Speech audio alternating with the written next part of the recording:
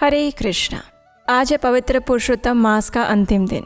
इस संपूर्ण मास के दौरान हमने प्रभु श्री राम के सुंदर जीवन चरित्र को सुना, महर्षि वाल्मीकि द्वारा रचित रामायण ग्रंथ से। तो चलिए हमारी आज की इस अंतिम कड़ी को आरंभ करते हैं और सुनते हैं आज की अधिक मास विशेष अंतिम रामायण कथा। आज की कथा आरंभ करते हैं। पुत्र शोकार्दितं पापा विसंज्ञं पतितं भुवि विचेष्टमानम् उत्प्रेक्ष्य ऐक्ष्वाकमिदम् अब्रवीत् पापं कृत्वैव किमेदं मम संश्रुत्य संश्रवं शेषे क्षितितले सन्नः स्थित्यां स्थातुं त्वमर्हसि। इक्ष्वाकु नंदन राजा दशरथ पुत्र शोक से पीड़ित होकर पृथ्वी पर अचेत होकर पड़े थे, वेदना से छटपटा रहे थे। उन्हें इस अवस्था में देखकर पापिनी कैकेयी ने फिर से कहा, महाराज, आपने मुझे 2 वर देने की प्रतिज्ञा की थी और जब मैंने उन्हें अब मांग लिया तो अब आप इस प्रकार सन्न होकर पृथ्वी पर गिर पड़े, मानो कोई पाप करके पछता रहा हो। ये क्या बात हुई? आपको सत्पुरुषों की मर्यादा में स्थिर रहना चाहिए। धर्मज्ञ पुरुष सत्य को ही सबसे श्रेष्ठ धर्म बताते हैं और इसी सत्य का सहारा लेकर मैंने आपको धर्म का पालन करने के लिए प्रेरित किया है।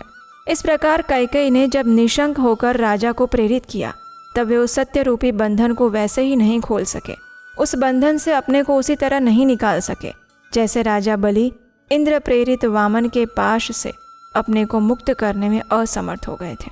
2 पहियों के बीच में फंसकर वहां से निकलने की चेष्टा करने वाले गाड़ी के बैल की भांति उनका हृदय उद्भ्रांत हो गया था।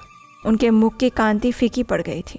भूपाल दशरथ ने बड़ी कठिनाई से धैर्य धारण किया, अपने हृदय को संभाला और कैकेयी से कहा, हे पापिनी, मैंने अग्नि के समीप सांगुष्ठम ते गृभणामि सौभगत्वताय हस्तम इत्यादि वैदिक मंत्रों का पाठ करके तेरे जिस हाथ को मैंने पकड़ा था उसे आज मैं छोड़ रहा हूँ और तेरे साथ ही तेरे और अपने द्वारा उत्पन्न हुए तेरे उस पुत्र भरत का भी त्याग करता हूँ। रात बीत गई है, सूर्योदय होते ही सब लोग निश्चय ही श्री राम का राज्याभिषेक करने के लिए मुझे शीघ्रता करने के लिए कहेंगे। उस समय जो सामान श्री राम के अभिषेक के लिए जुटाया गया है उसके द्वारा मेरे मर जाने के बाद श्री राम के हाथ से मुझे जलांजलि दिलवा देना और अपने पुत्र सहित तू मेरे लिए जलांजलि कभी मत देना। अगर तू श्री राम के अभिषेक में विघ्न डालेगी तो तुझे मेरे लिए जलांजलि देने का भी कोई अधिकार नहीं है। मैं पहले श्री राम के राज्य अभिषेक के समाचार से जो जन समुदाय का हर्ष उल्लास से परिपूर्ण मुख देख चुका हूँ, वैसा देखने के बाद अब आज पुनः उसी जनता के हर्ष और आनंद से शून्य नीचे लटके हुए मुख को मैं नहीं देख सकता। राजा दशरथ के कैकेयी से इस प्रकार तरह तरह की बातें करते हुए वो पुण्यमयी रजनी बीत गई। प्रभात काल आ गया और फिर बातचीत के मर्म को समझने वाली पापचारिणी कैकेयी ने रोष से मूर्छित सी होकर राजा से फिर से कठोर वाणी में कहा, राजन, आप विष और शूल आदि रोगों के समान कष्ट देने वाले ऐसे वचन क्यों बोल रहे हैं? इन वचनों से कुछ होने जोने वाला नहीं है। आप बिना किसी क्लेश के अपने पुत्र श्री राम को बुलाइए यहाँ पर, मेरे पुत्र को राज्य पर प्रतिष्ठित कीजिए और श्री राम को वन में भेजकर मुझे निष्कंटक बनाइए, तभी आप कृतकृत्य हो सकते हैं। तीखे कोड़ों की मार से पीड़ित हुए उत्तम अश्व की भांति कैकेयी द्वारा बार बार प्रेरित होने पर व्यथित हुए राजा दशरथ ने कहा, मैं धर्म के बंधन में बंधा हुआ हूँ, मेरी चेतना लुप्त होती जा रही है। इसीलिए इस समय मैं अपने धर्मपरायण परम प्रिय ज्येष्ठ पुत्र श्री राम को देखना चाहता हूँ। उधर जब रात बीती, प्रभात हुआ, सूर्यदेव का उदय हो गया। पुण्य नक्षत्र के योग में अभिषेक का शुभ मुहूर्त आ पहुँचा। उस समय शिष्यों से घिरे हुए महर्षि वशिष्ठ अभिषेक की सारी सामग्रियों का संग्रह करके उस श्रेष्ठ पुरी में आए। उस पुण्य वेला में अयोध्या की सड़कें झाड़ बुहार कर साफ की गई थी, उन पर जल का छिड़काव हुआ था। सारी पुरी उत्तम पताकाओं से सुशोभित थी। सभी मनुष्य हर्ष और उल्लास में भरे हुए थे। बाजार और दुकानें इस तरह सजी हुई थी कि उनकी समृद्धि देखते ही बनती थी। चारों ओर महान उत्सव हो रहा था। सारी नगरी श्री रामचंद्र जी के अभिषेक के लिए उत्सुक थी। चारों ओर चंदन, अगरू और धूप की सुगंध फैली हुई थी।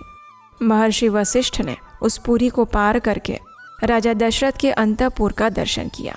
श्रेष्ठ महर्षियों से घिरे हुए वशिष्ठ ऋषि परम प्रसन्न होकर उस अंतःपुर में पहुंचकर आगे बढ़े। वहां उन्होंने महाराज के सुंदर सचिव और सारथी सुमंत्र को अंतःपुर के द्वार पर उपस्थित देखा, जो उसी समय भीतर से आए थे। वशिष्ठ ऋषि ने सुमंत्र से कहा, हे सूत, तुम महाराज को शीघ्र ही मेरे आगमन की सूचना दो। उन्हें बताओ कि श्री राम के राज्य अभिषेक के लिए सारी सामग्री एकत्र कर ली गई है। ये गंगा जल से भरे कलश हैं। इन सोने के कलशों में समुद्रों से लाया हुआ जल भरा हुआ है। ये गुलर की लकड़ी का बना हुआ भद्रपीठ है, जो अभिषेक के लिए लाया गया है। इसी पर बैठकर श्री राम का अभिषेक किया जाएगा। तुम महाराज से शीघ्रता करने के लिए कहो, जिससे अब सूर्योदय के बाद पुष्य नक्षत्र के योग में श्री राम राज्य प्राप्त कर ले। वशिष्ठ जी के वचन सुनकर महाबली सूतपुत्र सुमंत्र ने राजसिंह दशरथ की स्तुति करते हुए उनके भवन में प्रवेश किया। राजा का प्रिय करने वाले उनके द्वारा सम्मानित द्वारपाल उन वृद्ध सचिव को भीतर जाने से रोक नहीं सके, क्योंकि उनके लिए पहले से ही महाराज की आज्ञा थी कि ये किसी भी समय भीतर आने से ना रोके जाए। सुमंत्र राजा के पास जाकर खड़े हो गए। सुमंत्र को उनकी इस अवस्था का पता नहीं था, इसलिए वे अत्यंत संतोषदायक वचनों द्वारा उनकी स्तुति करने लगे। महाराज, जैसे सूर्योदय होने पर तेजस्वी समुद्र स्वयं हर्ष की तरंगों से उल्लसित होकर उसमें स्नान की इच्छा वाले मनुष्यों को आनंदित करता है, उसी प्रकार आप स्वयं प्रसन्न होकर पूर्ण हृदय से हम सेवकों को आनंद प्रदान कीजिए। 6 अंगों सहित चारों वेद और समस्त विद्याएं जैसे स्वयंभू भगवान ब्रह्मा को जगाती हैं, उसी प्रकार आज मैं आपको जगा रहा हूँ। जैसे चंद्रमा के साथ सूर्य समस्त भूतों की आधारभूता इस शुभ स्वरूपा पृथ्वी को जगाया करते हैं, उसी प्रकार आज मैं आपको जगा रहा हूँ। महाराज उठिए, उत्सवकालीन मंगल कृत्य पूर्ण करके वस्त्र आभूषणों से सुशोभित शरीर से सिंहासन पर विराजमान होइए। फिर मेरु पर्वत से ऊपर उठने वाले सूर्य देव के समान आपकी शोभा होती रहे। भगवती रात्रि देवी विदा हो गई हैं। आपने जिसके लिए आज्ञा दी थी, आपका वो सारा कार्य पूर्ण हो गया है। इस बात को आप जान लीजिए और इसके बाद जो अभिषेक का कार्य शेष है उसे आकर पूर्ण कीजिए। श्री राम के अभिषेक की सारी तैयारियां हो चुकी हैं। नगर और जनपद के लोग, मुख्य व्यापारी भी हाथ जोड़े हुए उपस्थित हैं। भगवान वशिष्ठ मुनि ब्राह्मणों के साथ द्वार पर खड़े हैं। अतः श्री राम के अभिषेक का कार्य आरंभ करने के लिए शीघ्र आज्ञा दीजिए। सुमंत्र के इस प्रकार कहे हुए सांत्वनापूर्ण और सार्थक वचनों को सुनकर राजा दशरथ पुनः शोक से ग्रस्त हो गए। उस समय पुत्र के वियोग की संभावना से उनकी प्रसन्नता नष्ट हो चुकी थी। शोक के कारण उनके नेत्र लाल हो गए थे। राजा दशरथ ने एक बार दृष्टि उठाकर सुमंत्र की ओर देखा और उनसे कहा, तुम ऐसी बातें सुनाकर मेरे मर्म स्थानों पर और अधिक आघात क्यों कर रहे हो? राजा के ऐसे करुण वचन सुनकर और उनकी दीन दशा पर दृष्टिपात करके सुमंत्र हाथ जोड़े हुए उस स्थान से कुछ पीछे हट गए।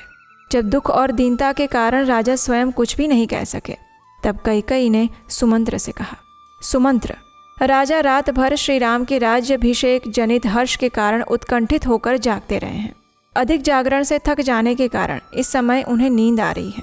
इसलिए तुम्हारा भला हो, तुम तुरंत अभी चले जाओ यहाँ से और यशस्वी राजकुमार श्री राम को यहाँ पर बुला कर लाओ। इस विषय में तुम्हें और कोई विचार करने की आवश्यकता नहीं है। कैकेयी की बात सुनकर सुमंत्र ने कहा, हे भामिनी, मैं महाराज की आज्ञा सुने बिना कैसे जा सकता हूँ? सुमंत्र की ये बात सुनकर राजा ने कहा, सुमंत्र, मैं सुंदर श्री राम को देखना चाहता हूँ, तुम शीघ्र उन्हें यहाँ ले आओ। उस समय श्री राम के दर्शन से ही कल्याण मानते हुए राजा मन ही मन आनंद का अनुभव करने लगे। इधर सुमंत्र राजा की आज्ञा से प्रसन्नतापूर्वक वहाँ से चल दिए। कैकेयी ने जो तुरंत श्री राम को बुलाने की आज्ञा दी थी, उसे याद करके वे सोचने लगे, पता नहीं ये उन्हें बुलाने के लिए इतनी जल्दी क्यों कर रहे हैं। ऐसा लग रहा है श्री रामचंद्र के अभिषेक के लिए ही ये जल्दी कर रही है। इस कार्य में धर्मराज राजा दशरथ को अधिक आयास करना पड़ता है, शायद इसीलिए वो बाहर नहीं निकलते। इस प्रकार सोचते हुए सुमंत्र हर्ष के साथ श्री राम के दर्शन की इच्छा से चल पड़े। राजा के अंतःपुर से सहसा निकलकर सुमंत्र ने द्वार पर एकत्रित हुए लोगों की ओर दृष्टिपात किया। उन्होंने देखा बहुसंख्यक पूर्ववासी वहां उपस्थित थे और अनेक अनेक महाधनी पुरुष राजद्वार पर आकर खड़े थे। लेकिन सुमंत्र अब एक और महत्वपूर्ण कार्य करने जा रहे थे, अनजाने में ही सही, लेकिन अब विधाता और विशेषकर अयोध्या का भाग्य दीनतापूर्ण करवट बदलने वाला था। और इसी के साथ हमारे इस पुरुषोत्तम मास की कथा श्रृंखला को हम यहीं पर विराम देते हैं। हमें आशा है कि संपूर्ण पुरुषोत्तम मास में भगवान श्री रामचंद्र की ये सुंदर कथाएं आपको अच्छी लगी होंगी। आपने प्रतिदिन इनका श्रवण करके अपने इस अधिक मास को सफल बनाया होगा। अगर इस संपूर्ण मास के दौरान आपको हमारे द्वारा किया गया ये प्रयास सराहनीय लगता है तो वैदिक ज्ञान के इस प्रचार कार्य को आगे बढ़ाने के लिए आप हमें अपना आर्थिक सहयोग भेज सकते हैं। आपके द्वारा दिया गया योगदान इस प्रमाणभूत वैदिक ज्ञान को अधिक से अधिक लोगों तक पहुंचाने में सहायता करेगा और इसका पुण्य फल आपको भी प्राप्त होगा। अगर इस संपूर्ण अधिक मास में इन कथाओं का श्रवण करके आपको थोड़ा भी लाभ मिला है तो आप हमारे लिए प्रार्थना कीजिएगा कि हम इसी प्रकार भगवान श्री कृष्ण, भगवान श्री हरि, उनके सुंदर जीवन चरित्र का सदैव गुणगान करते रहें और इसी प्रकार इस कार्य को आगे बढ़ाते रहें। आपकी प्रार्थनाओं में हमारी आध्यात्मिक शक्ति है। इसी विनती के साथ आज आपसे विदा लेते हैं और हमारी इस रामायण कथा श्रृंखला को यहीं पर अल्प विराम देते हैं। इन कथाओं को पूर्ण श्रद्धा और हृदयपूर्वक पूरे मास तक सुनने के लिए आप सबका हृदय से बहुत बहुत धन्यवाद। और हाँ, अगर आप हमारे इस वैदिक ज्ञान के प्रचार कार्य की सराहना करते हैं और इस कार्य में अपना योगदान देना चाहते हैं तो स्क्रीन पर नंबर दिया गया है, वहाँ आप हमें आर्थिक रूप से अपनी सहायता भेजकर भी हमारा उत्साह बढ़ा सकते हैं। हरे कृष्ण।